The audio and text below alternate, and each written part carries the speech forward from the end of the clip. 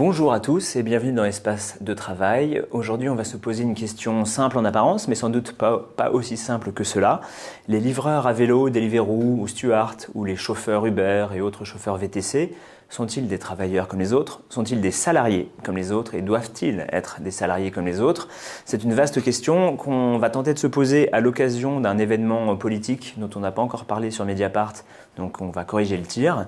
L'Assemblée nationale, le 7 juin, a voté, dans le cadre de la loi d'orientation des mobilités, un article qui instaure la possibilité pour ces plateformes numériques de faire signer aux travailleurs qui utilisent ces plateformes ce que le gouvernement appelle une charte sociale, une charte de responsabilité sociale. Donc ces plateformes pourront faire signer des chartes facultatives qui sont censées définir les conditions et les modalités d'exercice de leur responsabilité sociale. Alors on va voir de quoi il s'agit. Pour ça, nous accueillons trois invités. Alors Jérôme Pimaud, bonjour. Bonjour. Vous êtes une des figures des livreurs à vélo en lutte contre ou avec les plateformes numériques. Vous êtes membre du CLAP, le collectif des livreurs à vélo parisiens, dont j'aime bien un des slogans qui est « La rue est notre usine ». Je trouve ça assez beau. Et si je ne m'abuse, la première fois que vous avez pris la parole publiquement, c'était dans un article de Mediapart, il y a bien longtemps, j'ai noté, je crois, en janvier 2016, sur le travail ubérisé par ceux qui le vivent. Donc merci d'être là. Nous accueillons aussi Barbara Gomez. Bonjour. Vous êtes docteur en droit du travail. Vous avez soutenu votre thèse en décembre dernier sur le droit du travail à l'épreuve des plateformes numériques. Donc vous êtes tout indiqué pour discuter de ces questions. Et vous êtes également collaboratrice du sénateur communiste Pascal Salvodelli, par ailleurs. Et notre troisième invité est Salwa Toko. Bonjour. Bonjour. Vous êtes présidente du Conseil national du numérique, donc dont les membres sont choisis ou désignés par le gouvernement pour éclairer la société sur les débats liés à la transition numérique, débats économiques, mais aussi débats économiques et sociaux, puisque le Conseil national du numérique a rendu un avis négatif sur ces fameuses plateformes, chartes de responsabilité sociale. Donc alors peut-être on va juste commencer bêtement avec vous, Barbara Gomez, peut-être vous pouvez nous expliquer ce que ça sera, cette fameuse charte sociale, charte de responsabilité. Qu'est-ce que le gouvernement a en tête ? Alors, juste petit point procédure, pour l'instant on ne sait pas, on n'est pas encore sûr que cette charte sera de droit positif bientôt, puisqu'il faut encore attendre la CMP, les commissions mixtes paritaires. En fait, ça a été voté par l'Assemblée nationale, mais le Sénat ne l'avait pas voté, donc la commission mixte paritaire doit mettre les deux chambres d'accord et on verra ce qu'il en sort. Donc on verra effectivement, donc fin juillet normalement on devrait être fixé là-dessus. Si cette charte effectivement devient de droit positif, qu'est-ce qui se passe? Alors j'aimerais d'abord dire que cette charte de responsabilité sociale a un nom qui est assez cocasse dans la mesure où on retire justement des responsabilités sociales aux plateformes avec cette charte. Au lieu d'appliquer le droit du travail, puisque les juges, avec les arrêts Take It Easy, puis l'arrêt Uber et puis toutes les décisions qui ont découlé, clairement, on est sûr du côté des prétoires qu'on a affaire à des travailleurs salariés. Le gouvernement, en revanche, lui, essaie de sortir ces travailleurs des protections du droit du travail en élaborant des chartes donc, de déresponsabilisation sociale. Je pense que c'est ça le vrai mot. L'idée, c'est qu'avec ces chartes, un certain nombre d'éléments concernant les modes de rémunération, les conditions de réalisation de l'activité, de mise en relation avec les clients des plateformes et encore d'autres éléments vont être déterminés donc par un accord finalement entre les plateformes et apparemment, c'est la nouveauté, les travailleurs. Le problème, c'est qu'on ne sait pas trop encore comment ça va se passer au niveau des négociations, quelle va être la capacité réelle du poids de négociation des travailleurs des plateformes là-dessus. Ils vont être désignés et pas élus, apparemment, par ordonnance. Donc, on ne sait pas trop comment ça va se passer. Et surtout, ce qui est aussi problématique, là, en tant que juriste travailliste, on est très attentif à ça, on se rend compte que les prud'hommes sont dessaisis de leurs compétences, puisque les éléments contenus dans la charte, les éléments relatifs aussi à l'homologation, à la conformité de la charte au Code du travail, ce qui est très étrange puisque justement la charte a vocation à ne pas appliquer le Code du travail, donc on ne comprend pas trop. Mais en tout cas, tous ces éléments-là devront être examinés par une juridiction spécialisé, dédié, c'est écrit dans les amendements, qui ne sera pas du coup le juge social, mais des juges civils. Donc on essaie vraiment de sortir un maximum des responsabilités. Pour terminer, l'exposé des motifs indique que tous les éléments contenus dans cette charte ne pourront pas servir au juge à requalifier. Alors, il faut en salariat. Ça veut dire quoi? Alors le juge finalement, pour le dire un peu trivialement, il s'en fiche de ce qui est écrit sur le contrat. C'est écrit je suis un indépendant, c'est un contrat de prestation de service. Le juge social, il est conscient que on signe un peu comme on peut. Il faut bien gagner sa vie, donc on est conscient que l'employeur peut un peu forcer la qualification. Donc finalement, ce qui est écrit sur le papier, on n'en s'en préoccupe pas. Ce qui intéresse le juge, c'est les conditions réelles d'exécution de l'activité professionnelle. Et donc, lorsqu'il se rend compte, ou qu'elle se rend compte, que les conditions de fait de cette activité professionnelle relèvent qu'il y a l'exercice d'un pouvoir et donc une suggestion de l'autre côté, vraiment très brièvement, on considère que c'est donc du salariat. Donc ça, c'est la capacité de requalification. Tout à fait. Donc, requalification du contrat entre un indépendant et son donneur d'ordre en contrat de travail salarié classique. Donc là, je dis juste avec ce qui implique le paiement d'heures supplémentaires, une couverture sociale, des congés payés, minimum, légal, voilà. les congés. Donc toute l'application du droit social. Et puis la capacité de résistance aussi à des décisions qui seraient dangereuses, qui seraient excessives.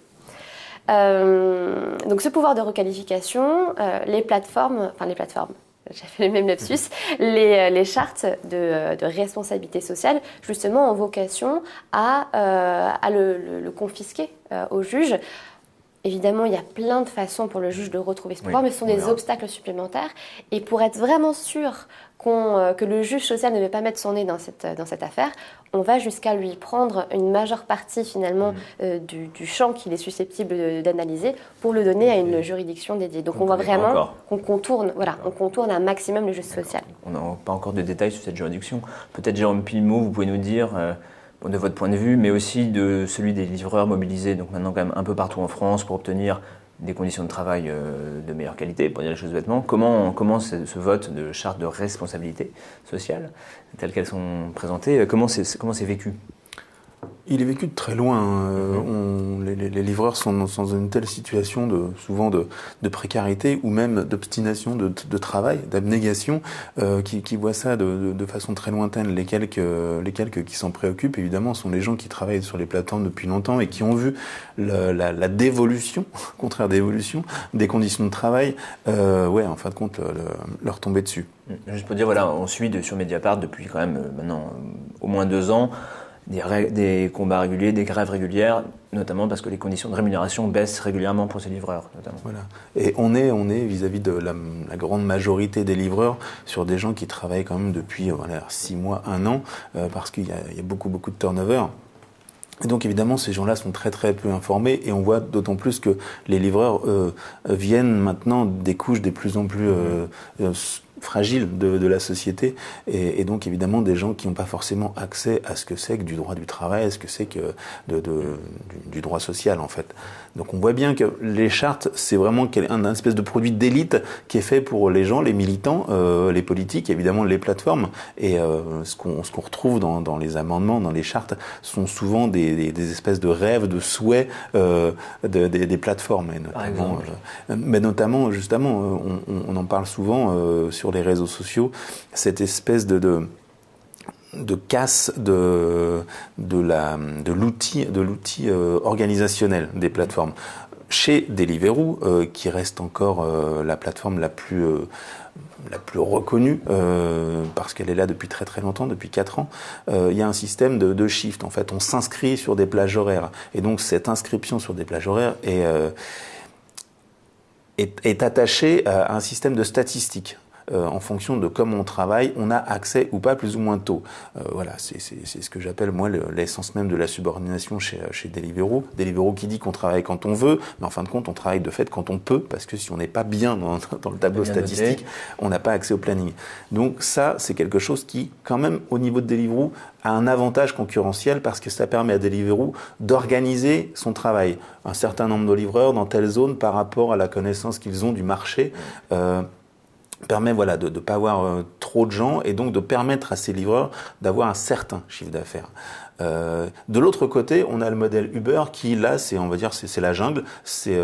On ouvre, il n'y a pas de planning, en fait. N'importe qui travaille n'importe quand, mais le principe d'Uber, c'est d'avoir beaucoup trop, une espèce d'inflation de livreurs, de façon à ce que tout soit livré dans les temps. Et à partir de là, on se retrouve avec 10 livreurs de connectés, d'inscrits, pour 2-3 commandes en partance.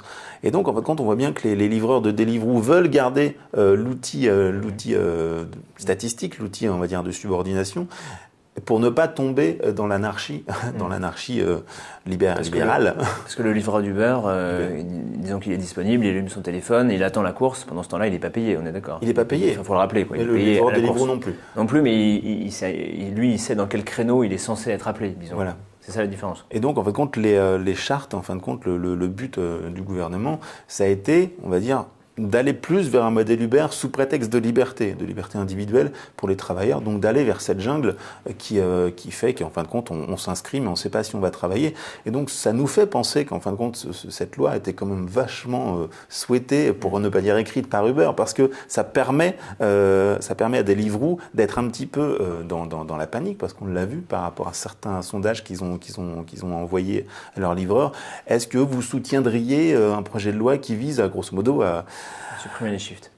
Non. Qui vise à protéger les shifts, en fait. Grosso modo, est-ce que vous voudriez garder cette chaîne qui vous permet d'être inscrit? Donc, évidemment, tout un tas de gens répondent oui. Évidemment, ceux qui ont accès en priorité au planning, pas ceux qui sont tout en bas du panier. Oui, bien sûr. D'accord. Alors, donc, Salwa Toko, présidente du Conseil national du numérique, vous entendez des avis assez négatifs sur cette initiative du gouvernement. Je vais lire une toute petite partie de la prise de position officielle du CNUM, comme on dit, qui date du 3 juin et qui est elle aussi assez négative. Vous allez nous expliquer comment vous avez pris cette décision et puis quels sont les enjeux. Donc je lis. Le Conseil national du numérique demande au gouvernement d'abandonner ce dispositif qui ne permettra pas de protéger les travailleurs de façon satisfaisante et, pire, instaurera un rapport de force déséquilibré en faveur des plateformes. Bon, c'est assez clair. C'est clair. Je ne sais pas si le gouvernement s'attendait à une prise de position aussi forte de la part d'une instance dont il nomme les membres. On les avait prévenus. Alors, pour être tout à fait claire et transparente, le Conseil national du numérique est une entité, effectivement, dont les membres sont nommés par le secrétaire d'État au numérique avec l'aval du Premier ministre. Mais nous sommes tous bénévoles et volontaires et strictement et farouchement indépendants. Donc c'est pour ça que nous pouvons nous permettre, nous avons un rôle de vigie et donc on se permet justement de pouvoir jouer en fait en toute transparence et en toute neutralité ce rôle de vigie et de veille auprès de l'ensemble en fait de la société, mais aussi auprès du gouvernement et des administrations et des institutions pour permettre surtout en fait d'essayer de mettre toutes les parties prenantes autour de la table et d'envisager en fait les différents scénarios, les différentes hypothèses qui pourraient aller toujours dans un sens, en fait, pour nous qui est notre ligne rouge à ne pas dépasser, c'est les droits de tout à chacun, quel que ce soit les droits d'un travailleur des plateformes ou les droits d'un citoyen lambda sur les réseaux, sont droits inaliénables d'expression, de liberté, d'indépendance. Alors ça peut paraître effectivement un peu atypique que le CNUM s'exprime sur une question de droit du travail, de droit social, mais on est là sur un droit du travail qui est typiquement concerne en fait effectivement cette économie numérique. Et que nous, cette question des chartes, en fait, nous a alertés sur plusieurs points. Un, le fait qu'on instaure, en fait, un langage qui a trait, en fait, à la responsabilité sociale et sociétale des entreprises pour parler de droit du travail nous interpelle. C'est une première. On estime que c'est un peu une brèche, en fait, dans les éléments juridiques, en fait, de la gestion du droit du travail en France. Ces chartes, malgré toute leur volonté de vouloir essayer d'apaiser les tensions et le climat, maintiennent en fait et mettent en place un vrai déséquilibre en fait de rapport entre ces travailleurs dits indépendants et les plateformes en fait qui offrent ce service. Je vous interromps juste une seconde pour dire quand même ce que le texte de loi qui a été voté prévoit quand même. Qu'est-ce qu'il y aura dans cette charte? Il y aura le fait que les livreurs connaissent par avance le prix d'une course, que le refus d'une course ne peut pas être sanctionné, ce qui peut être le cas aujourd'hui, qu'ils ont le droit d'être déconnectés et qu'ils ont le droit par ailleurs à un compte personnel de formation pour se former, etc. Alors est-ce que c'est pas positif par rapport à la situation actuelle qui de toute façon est très difficile? Alors c'est suite à notre première prise de position que du coup Bérengère Couillard, donc rapporteur à l'Assemblée de ce projet de loi, a mis en place en fait dans cet amendement, et ça a fait partie un peu de quelques discussions qu'on avait pu avoir. Au-delà de cette question de responsabilité sociale, c'est aussi que ces chartes, donc déjà, elles restent en fait symboliques dans ce sens où ce sont les plateformes elles-mêmes qui les mettent en place. Volontairement non, voilà. Donc il n'y a pas d'obligation véritablement à les mettre en place. La deuxième notion qui a été introduite par Bérengère Couillard, c'est cette question en fait d'homologation, mais comme l'a très bien souligné Barbara, on ne sait absolument pas en fait de quoi sera faite cette homologation, et on aimerait nous beaucoup accompagner et travailler cette question avec le gouvernement. Donc je sais que ce sont les services du Premier ministre qui vont devoir se pencher en fait sur cette question. Pour autant, pour l'instant, on n'a aucune visibilité sur les attentes en fait les attentes des travailleurs notamment quant à l'effectivité en fait de la mise en place de ces chartes. Il y a nous aussi un autre point qui nous interpelle, c'est que pour peu que ces plateformes, et les plus grosses d'entre elles, soient en capacité de mettre en place des chartes plus ou moins satisfaisantes, quid des nouveaux acteurs? Quid des petits acteurs qui n'auront peut-être pas effectivement la possibilité de pouvoir prétendre à mettre en place des systèmes, en fait, des systèmes équivalents, et donc on estime qu'il y a une distorsion de concurrence là dans ce secteur qui nous paraît un petit peu dommageable et dangereux. Donc c'est l'ensemble de ces éléments, et c'est pour ça que nous avons appelé en fait à la mise en place d'un dialogue social, d'un vrai dialogue. Oui, c'est ça, c'est intéressant, voilà. La question du dialogue social, parce que vous le citez, ça fait partie de votre avis officiel. Barbara Gomez, vous l'avez déjà dit, on ne sait pas exactement comment ces chartes pourraient être négociées. Donc là, je me tourne vers qui veut, mais Jérôme Pimeau, vous avez aussi expérimenté de première main le fait que c'est pas facile de discuter avec ceux qui ne sont pas des employeurs officiellement, mais qui ont quand même beaucoup des attributs. Voilà, comment ça pourrait se passer Voilà, on va discuter d'une charte. Alors d'abord, est-ce que les collectifs comme le vôtre en France seraient disposés à discuter d'une telle charte, et ensuite qui en discuterait? Oui, il y a tout ce qu'il faut, tout existe déjà au niveau des collectifs. Enfin, je veux dire, si justement on passe dans les médias depuis déjà 2-3 ans, ça veut dire qu'on est déjà reconnu à ce niveau-là. On reconnaît le travail qu'on fait, que ce soit sur les réseaux sociaux ou même dans la rue, mais de plus en plus sur les réseaux sociaux, parce que les groupes les collectifs sont pléthoriques. Il y a donc déjà du collectif qui existe, ce qui est d'ailleurs assez drôle, parce qu'au départ, l'ubérisation, c'était un petit peu créé pour atomiser le travailleur, donc un petit peu scinder les collectifs, voire les atomiser. Et donc, en fin de compte, on s'est aperçu qu'en fin de compte, les livreurs ont repris leur téléphone, ils ont switché de l'application Uber ou Deliveroo et pour aller vers des groupes des groupes de réflexion, on pourrait dire, des groupes Facebook. Et donc voilà, on recrée du collectif. À partir du moment où il y a du collectif, il y a des revendications qui arrivent, il y a des réflexions et des réponses qui sont déjà là. C'est pour ça qu'en fin de compte, quand j'ai vu les débats à l'Assemblée nationale, où en effet Elisabeth Borne disait qu'il fallait des transports. Oui, pardon, Elisabeth Borne disait qu'il fallait se donner le temps pour mettre en place la représentation, la représentativité, la légitimité.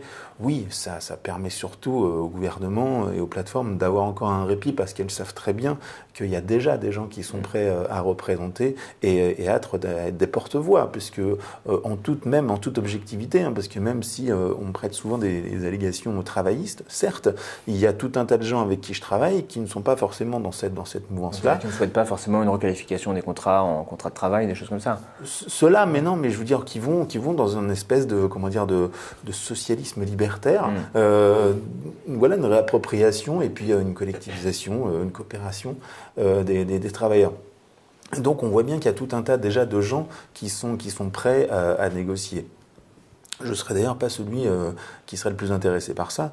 Mais c'est possible. Donc c'est possible, ça existe. Il y a déjà tout un tas de groupes et de collectifs qui existent et qui ont des idées des fois très progressistes. Et Barbara Gomes, techniquement, même en termes de droit, ça serait possible alors soit d'organiser des élections, soit de désigner des groupes, soit de proposer aux volontaires de se présenter. Enfin, je ne sais pas comment ça pourrait se passer. Non seulement tout est possible, comme en plus, en réalité, tout est déjà là pour le faire. Et c'est pour ça que on a beaucoup parlé tous les trois de symbolique. Et effectivement, c'est quelque chose de symbolique. C'est une mesure qui n'est absolument pas juridique. C'est une mesure politique. C'est une mesure qui propose un chemin de société, très clairement.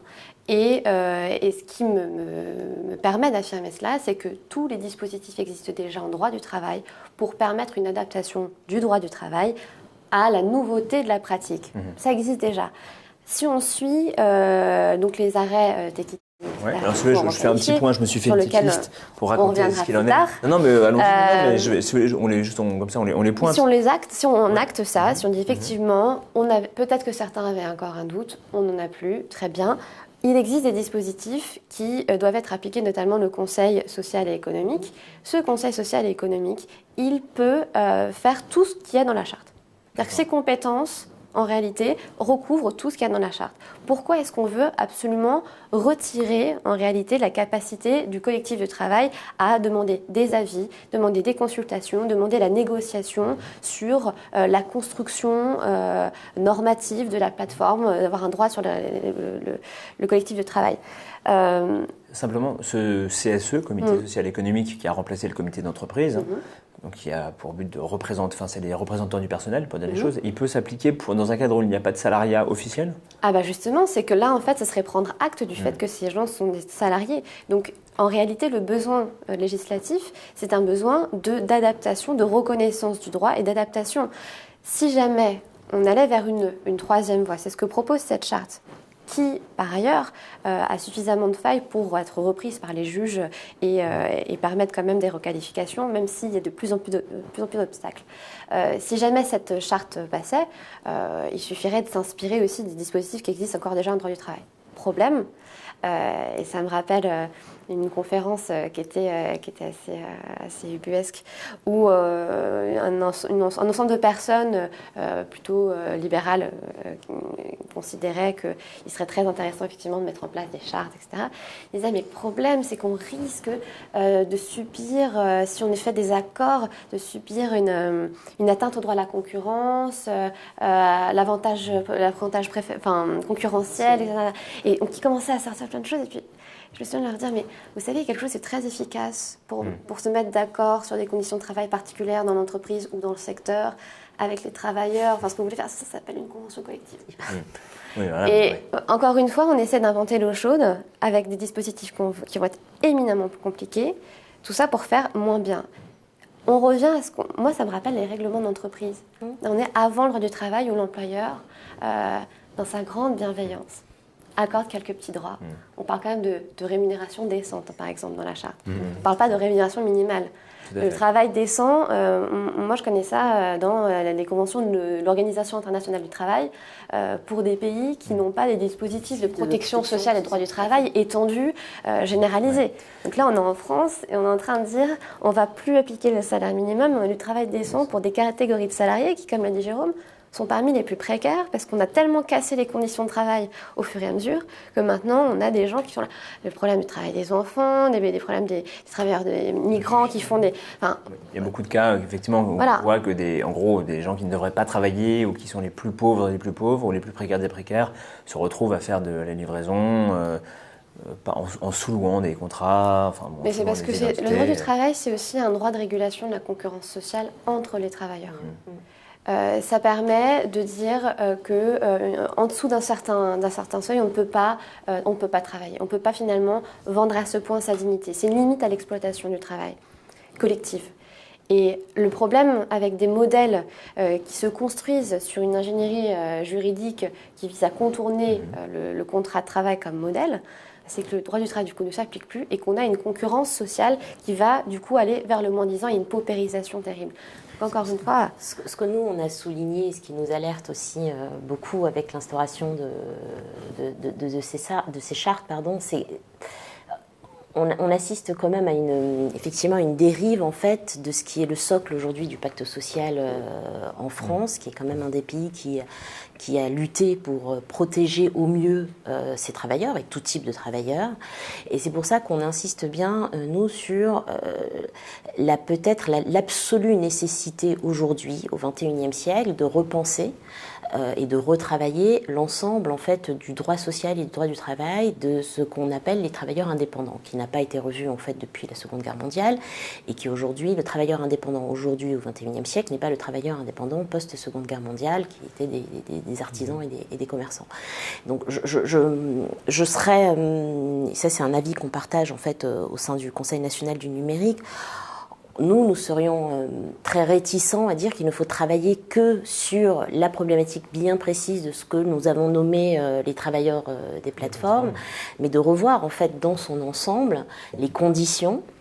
Les conditions en fait d'exercice en fait d'activité des travailleurs indépendants dans leur ensemble. Parce que nous avons fait en fait beaucoup de consultations parce qu'en fait ce travail il est mené chez nous depuis l'été dernier. Puisqu'on avait été saisi par l'ancien secrétaire d'État au numérique, M. Mounir Majoubi, sur les régulations, les nouvelles modalités en fait de régulation des plateformes, et les travailleurs des plateformes étaient un des sujets en fait à traiter. Donc on a mis en place pas mal de consultations, à la fois en fait en ligne et en présentiel, qui ont été plutôt productives. Et c'est là qu'est née la question des chartes, et on s'est rendu compte que finalement ces chartes n'étaient pas forcément la meilleure des solutions, et c'est pour ça qu'on a voulu rendre un avis.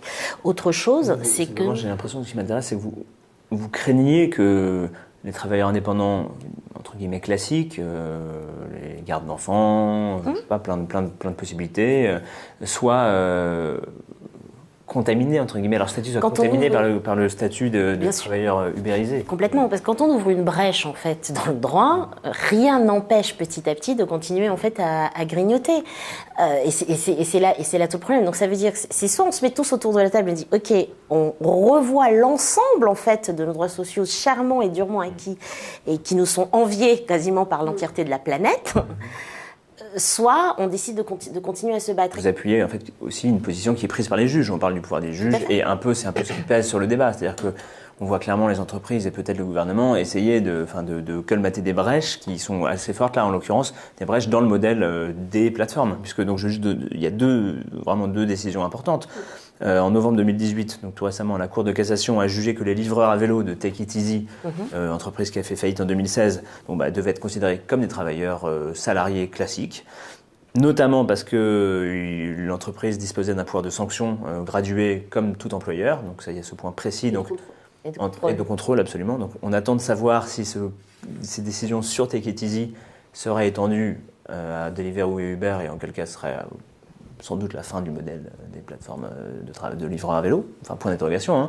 Et une autre décision qui est aussi très inquiétante pour ces plateformes, c'est que la Cour d'appel, donc quelques mois, vraiment 2 mois plus tard, le 11 janvier, a jugé que là c'était un chauffeur Uber, tout ce qui est plus classique, devait être considéré comme un salarié classique. Donc là aussi on a quand même un gros point d'interrogation. Et donc dans la foulée de la Cour de cassation concernant Take It Easy, cette fois-ci, les prud'hommes requalifiés en masse. Forcément, il y a des dizaines de cas ces derniers mois de salariés, de livreurs à vélo qui disent « mais moi je suis salarié, la Cour de cassation a dit que j'étais un salarié, donc vous allez devoir me payer mes heures sup, mon salaire minimum, mes congés payés. » Et c'est pas qu'en France. C'est ça qui est intéressant, c'est que c'est massif.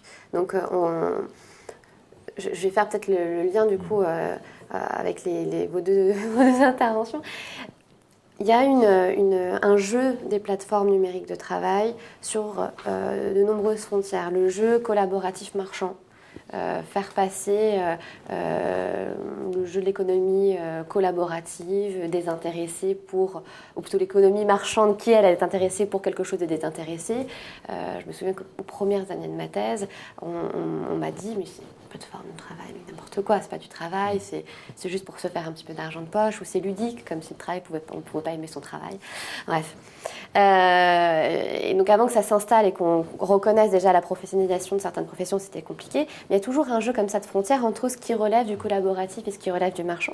Et puis ensuite, dans cette phase marchande, on joue sur est-ce qu'on est une plateforme juste support à des activités réellement indépendantes, et auquel cas, il faut effectivement donner ces lettres de noblesse, redonner ces lettres de noblesse au travail réellement indépendant, avec des gens qui ont leur propre clientèle, qui prennent leurs propres décisions, qui ont une identité propre sur un marché, donc qui ne dépendent pas complètement de l'étiquette Uber ou Deliveroo ou n'importe quoi. Voilà. Et de l'autre côté, une entreprise qui développe une activité de service, une activité économique commerciale, et qui a besoin d'avoir des contrats avec des travailleurs qui portent sur leur force de travail. C'est tout. Il n'y a pas de service particulier. Il y a pas de... Ce qu'on veut, c'est de la force de travail pour réaliser une activité. Et donc, on va encadrer un maximum, on va sanctionner, etc. Et les juges, lorsqu'ils ont, en tout cas avec la Cour de cassation, lorsque les juges de la Cour de cassation ont découvert ces pratiques-là, ils se sont effectivement rendus compte que, d'une part, on était sur quelque chose qui était un secteur marchand classique, comme en plus on n'était pas sur une intermédiation numérique simple. C'est-à-dire souvent on dit mais non, mais moi je suis juste un intermédiaire. Hein. Je ne fais que permettre la rencontre entre deux personnes, je n'interviens absolument pas. Fonction support. Donc déjà les juges, en reprenant des décisions européennes de la Cour de justice, dans l'arrêt Elite Taxi contre Uber, avaient dit non, c'est pas l'intermédiation numérique, c'est une modalité d'exécution du service, mais le cœur du service, c'est un service de transport. Voilà. Ils suivent cette ligne-là et puis ils disent, voilà, en plus, moi ce que je vois, c'est que pour organiser cette activité, en fait, on contrôle, on encadre, on dirige l'activité. L'arrêt Equitizy, il est très bref. Moi, je pense que c'est un message aussi porté au législateur en disant, voilà, moi, je fais semblant que c'est très très simple. D'ailleurs, je ne fais peut-être même pas semblant. C'est que c'est très simple. C'est pas parce qu'il y a une nouveauté technologique que finalement le rapport de travail est changé. Pour moi, c'est la surnomination de tout ce qui est plus classique. Sinon renforcé par l'outil informatique qui automatise tout et qui permet un contrôle permanent. Bon. Et beaucoup de personnes considéraient que c'était juste un arrêt d'espèce. Donc un arrêt d'espèce, c'est un arrêt qui a vocation à régler un litige, un type de litige en particulier, qui n'a pas vocation à faire jurisprudence, c'est-à-dire à devenir une forme de règle que toutes les cours vont suivre. Et puis, 2 mois après, l'arrêt Uber. Alors pourquoi est-ce que cet arrêt en réalité acte la jurisprudence Equitizy, parce qu'on est sur le même type de modèle, c'est-à-dire on est sur une plateforme qui développe une activité, qui a besoin de travailleurs pour la réaliser. Et donc, même décision, mais cette fois-ci très très détaillée, où on va dire, voilà, la Cour considère qu'il y a un pouvoir de direction, de contrôle et de sanction qui sont les 3 caractéristiques du pouvoir. Et en plus, ce qui est très intéressant de cet arrêt, c'est qu'ils disent, mais ces gens ne sont pas indépendants. Ils sont enregistrés au registre du commerce et des sociétés. Mais parce qu'ils n'ont pas le choix. Parce que sinon, ils ne peuvent pas devenir, et ils mettent entre guillemets, partenaires d'Uber. Et puis la location de la licence VTC, elle se fait auprès d'un partenaire Uber. Un vrai, celui-ci. Partenaire Uber qui est rémunéré par le prélèvement sur le chiffre d'affaires du chauffeur qui donc doit réaliser un certain nombre de courses via l'application. Donc voilà, il est complètement intégré dans un service organisé, contrôlé en permanence par Uber. Donc non, il n'est pas indépendant. Il y a une contrainte économique très forte et un service organisé en plus. Donc là, vraiment, on est sur tout ce qu'il y a de plus classique en droit pour prouver qu'on est dans une relation salariée. Et les nombreuses décisions au niveau des prud'hommes montrent bien que vraiment maintenant pour les juges, c'est extrêmement clair. Bah, écoutez, on va s'arrêter là, mais mais je vous laisse la parole. Malheureusement, on est un peu tenu par le temps, mais allez-y sans problème. Et je voulais aussi savoir si on peut s'attendre à d'autres mouvements de protestation, de grève, d'organisation ou bien de communication de la part des travailleurs. Les mouvements sont très spontanés de plus en plus, même si à l'époque du CLAP, on était un petit peu force de proposition. Maintenant on est plus en fonction support et on est aussi sur la création, on va dire, d'instances nationales pour coaliser un petit peu tous ces collectifs. Mais c'est surtout, en fin de compte, pour un petit point final, il faut prendre la dimension de ce que sont ces plateformes. On n'est pas juste face à des entreprises classiques. Quand on voit ce qu'elles pèsent de façon capitalistique au niveau des bourses, au niveau de la bourse pour Uber, presque 100 milliards, et quand on voit les levées de fonds qu'arrivent encore à faire Deliveroo, Amazon vient de mettre 500 millions de dollars, on voit bien qu'en fin de compte, le projet, c'est pas juste de livrer des burgers ou de trimballer des gens. On voit bien, on est sur un projet de société sociale, antisociale à mon sens, et donc c'est pour ça qu'en fin de compte, on est là sur des décisions politiques qui visent non pas à protéger les travailleurs, mais qui visent à protéger ce modèle de société, parce qu'on est sur une politique libérale, et donc on n'en sortira pas. Le fait de contracter chacun les autres, c'est un modèle anglo-saxon. On voit ce que ça donne, aux États-Unis, en Angleterre, on voit les désastres sociaux, à savoir si ce modèle-là est quelque chose qu'on peut intégrer en France, avec en plus des données statistiques, des espèces de corrélations statistiques qui font un petit peu, qui ressemblent beaucoup à ce qui se passe en Chine avec la fameuse note civique. Donc ce mix des deux choses peut porter en France non pas du progrès, mais de la contestation. Oui, puisqu'il faudrait surtout je suis navré. mais c'est sûr qu'on a comment est-ce qu'on ne crée pas en fait de multifractures en fait dans le monde du travail et qu'on continue à laisser quand même aux gens la possibilité d'avoir envie d'être soit indépendant, soit salarié, mais de vivre tout à fait décemment au même titre que n'importe quel autre travailleur de secteur, on va dire, classique, secteur économique classique. C'est vraiment un débat passionnant. Vous inquiétez pas, on va le poursuivre dans Mediapart, sous toutes les formes possibles. Merci beaucoup d'avoir été avec nous. Merci à vous. Navré pour ce temps un peu contraint, mais bon. Et je vous dis aux spectateurs à bientôt pour un prochain espace de travail.